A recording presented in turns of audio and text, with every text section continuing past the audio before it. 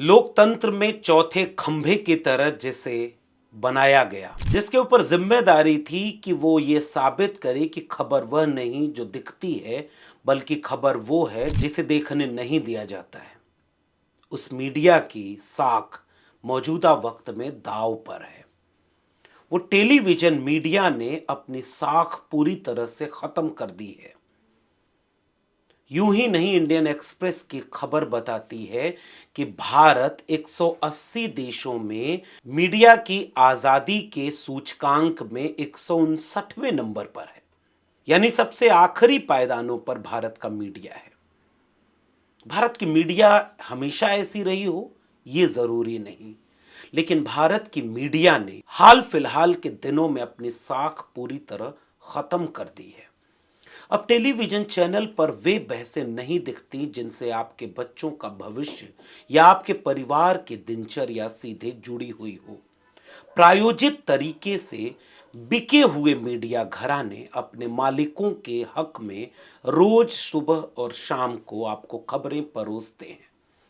आप बहुत गौर से देखें तो ये खबरें कितनी आपके बच्चों की फीस की चिंता करती हैं, स्कूल की चिंता करती हैं। इन मीडिया की बहसों में कितनी बार शिक्षा पर बहस हुई, रोजगार पर कब बहस होती है। शिक्षा पर तब बहस होती है जब किसी स्कूल का इमारत गिर जाए या कोई फंक्शन हो। रोजगार पर बहस तब होती है जब आंदोलन कर रहे नौजवानों पर लाठीचार्ज हो जाए। अब शिक्षा और रोजगार पर ये बहसें नहीं करते। किसानों पर बहसें तब करेंगे जब किसान आंदोलन हो या किसान आत्महत्या कर जाए। उनके रोजमर्रा के संकट, मजदूरों पर तो टेलीविजन चैनल कभी बात ही नहीं करता।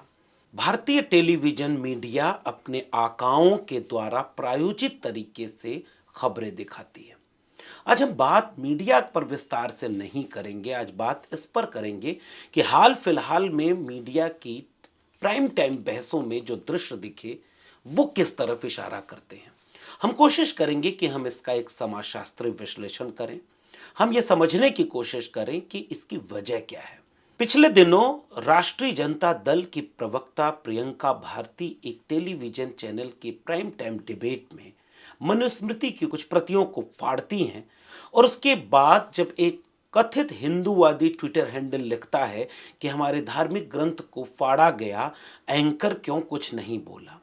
फिर एंकर उसकी प्रतिक्रिया में जो ट्वीट लिखती हैं वो कहती हैं कि मन तो हमारा कर रहा था कि हम ऐसा ही कुछ करें, लेकिन संस्कार हमारे आड़े आ गए। यानी एंकर को न तो इस बात का सलीका है कि मनुस्मृति धार्मिक ग्रंथ है या नहीं है, उस पर बात कैसे होनी है। वो उन्हें पूजनीय ग्रंथ बना करके वही प्रतिक्रिया दे रही है जो बीजेपी के एक व्यक्ति का, आरएसएस के एक व्यक्ति की प्रतिक्रिया है। यानी टेलीविजन चैनल के एंकर और बीजेपी के लोग, इन दोनों में इतना घनिष्ठता। और ये नया नहीं है। कई बार आप देखेंगे कि विपक्षी दलों के गठबंधन को जब इंडिया अलायंस करना शुरू किया तो लगभग सभी टेलीविजन एंकर उसे इंडिया अलायंस से बुलाते हैं। क्या मीडिया यही निष्पक्ष है कि वो एक पक्ष की भाषा और शब्दों को भी इस्तेमाल करता है और फिर भी वो दावा करता है कि वो निष्पक्ष है। उस तरह की डिबेट में उसकी सोच, मानसिकता हमेशा सत्ता पक्ष के हक में, पक्ष में खड़ी नजर आने लगी है। और हाल फिलहाल में समाजवादी पार्टी के प्रवक्ता मनोज काका के ऊपर यही देखने को मिला। देश के प्रधानमंत्री का इंटरव्यू लेते हुए जो एंकर पूछे कि आप थकते क्यों नहीं हैं। सच बताइए, why don't you get tired? आप थकते क्यों नहीं हैं? और ये बात उस समय हम कर रहे हैं जब हाल फिलहाल में देश के पूर्व प्रधानमंत्री डॉक्टर मनमोहन सिंह का निधन जब हुआ तो ये बात मीडिया में आने लगी कि एक प्रधानमंत्री ऐसे थे जिन्होंने 10 साल में कितनी प्रेस कॉन्फ्रेंस की, जाने कितने इंटरव्यू दिए। पुराने पत्रकार अपने उन तीखे सवालों को सोशल मीडिया पर शेयर करते नजर आए कि वो मनमोहन सिंह जब प्रधानमंत्री थे तो कितने तीखे कड़े सवाल पूछ देते थे। उन्होंने भ्रष्टाचार पर सवाल किए, उन्होंने रोजगार पर सवाल किए, उन्होंने प्रधानमंत्री की छवि पर सवाल किया और बेबाक तरीके से। मीडिया बदल गया क्योंकि सरकार बदल गई। फिर मीडिया के एंकर सवाल पूछते नजर आए कि आप पर्स रखते हैं, आप थकते क्यों नहीं हैं, आप टॉनिक लेते हैं क्या, आप छुट्टी क्यों नहीं लेते हैं। आप अपनी जेब में पर्स रखते हैं क्या? पर्स रखते हैं क्या? बटुआ जिसके अंदर पैसे होते हैं। भाषा बदल गई। ये मीडिया का पतन है या दर्शकों का पतन है जो उसको भी देखते थे और आज इन टीवी चैनलों को भी देखते हैं। विमर्श ऐसी बात का होना चाहिए।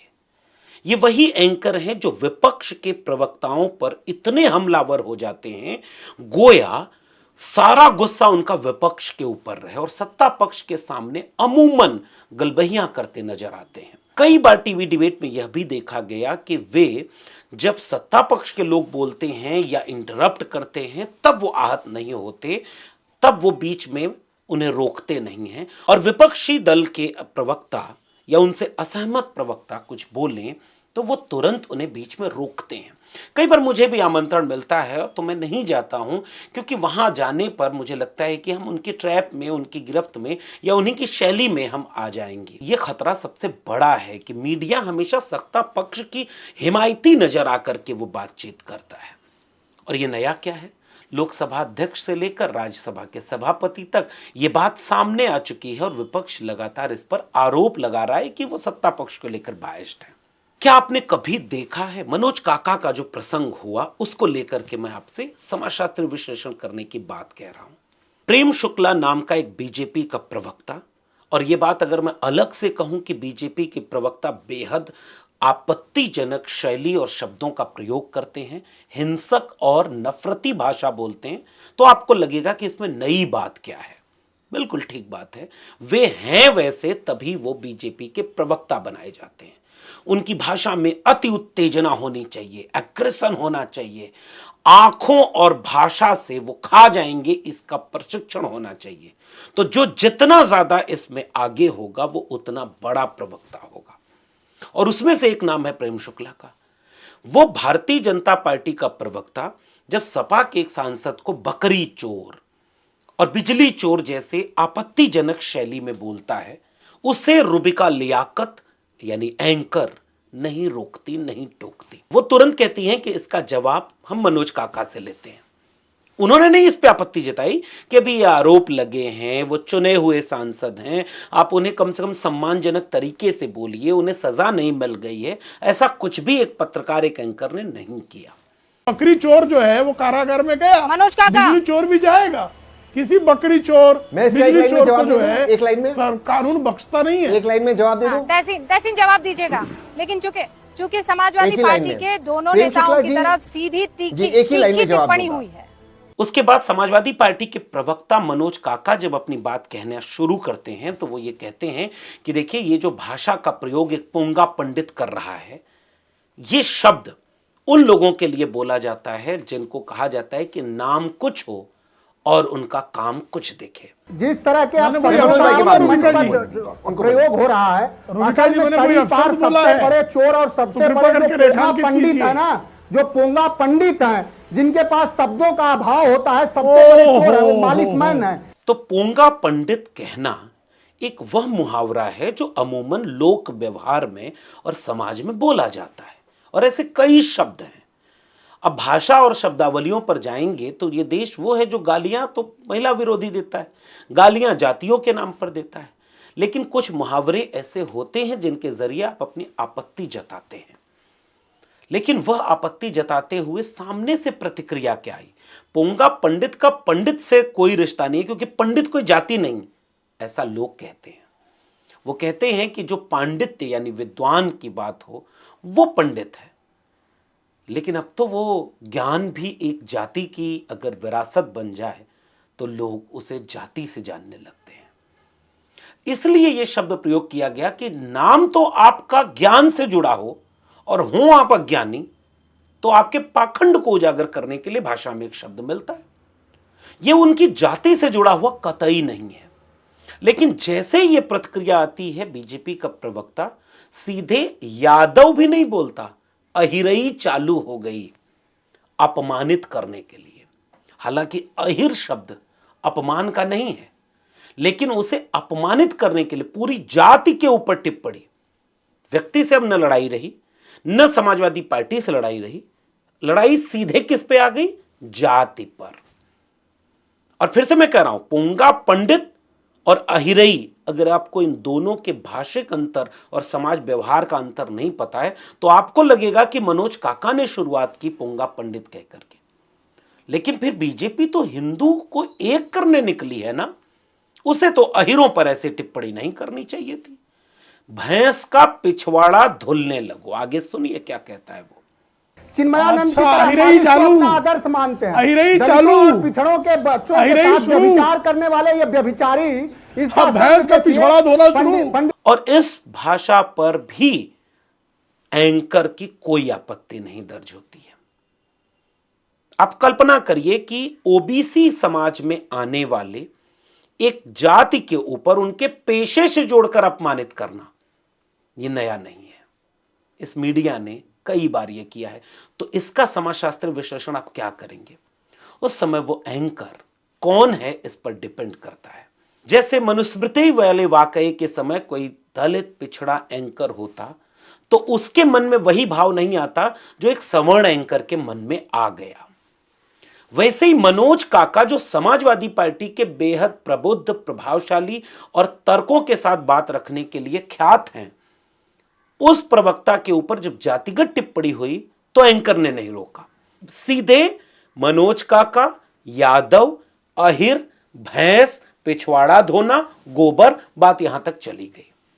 यह है मीडिया का जातिवादी चरित्र, और यह कोई नया नहीं है। भारतीय जनता पार्टी इसकी कोशिश करती है कि वो ये दिखाए कि कैसे वो एक हिंदुओं को जोड़ रही है।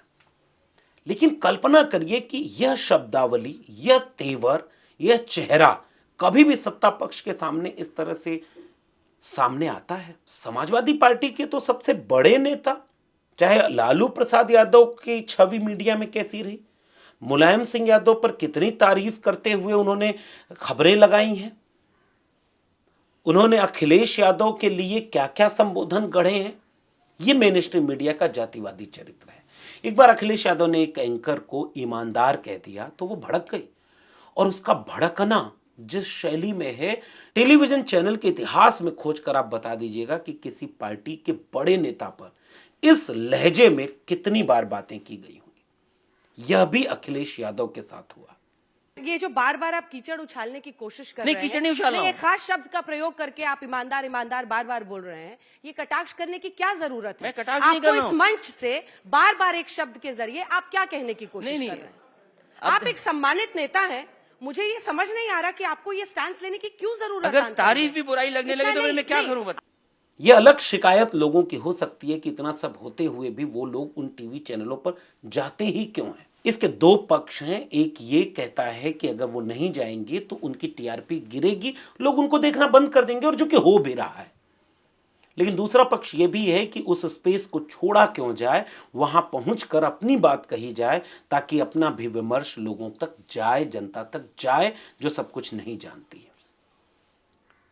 इस लिहाज से भी कहें तो ऑक्सफैम की वो रिपोर्ट जाते जाते मैं आपसे साझा कर रहा हूं, जो साफ तौर पर इन तस्वीरों और आंकड़ों के जरिए आपको दिखाती है कि उस टेलीविजन की दुनिया में संविधान लागू होने के 75 साल बाद भी डिसीजन मेकिंग के पोस्ट पर एससी, एसटी, ओबीसी की भागीदारी कितनी है। अब आप कहेंगे कि यहां तो आरक्षण नहीं है, तो देख लीजिए जहां आरक्षण नहीं है वहां कौन किसकी मेरिट कैसे चेक करता है। एक भी दलित, एक भी आदिवासी, एक भी ओबीसी अगर डिसीजन मेकिंग की पोस्ट पर नहीं है तो फिर वो अपने आका का गुलाम ही होगा। और जब किसी मीडिया में डाइवर्सिटी नहीं होगी, विविधता नहीं होगी, तो खबरें नहीं आएंगी। ये तो आका तय कर रहे हैं। लेकिन अगर ऐसे कोई लम्हे आएंगे तो भी आपकी जाति को अपमानित किया जाएगा, आपके पेशे और आपके दल और आपके नेता को अपमानित कर दिया जाएगा, क्योंकि वो एक पार्टी बन करके मीडिया में निष्पक्ष होने का दावा करते हैं। इसीलिए YouTube चैनल, सोशल मीडिया अपना यकीन पैदा कर रही है उसी मात्रा में, तेजी से जिस मात्रा में टेलीविजन की दुनिया अपना यकीन और भरोसा खोती जा रही है। इस चैनल पर भी आपको इसी तरह की यकीन और भरोसे की बातें मिलती हैं।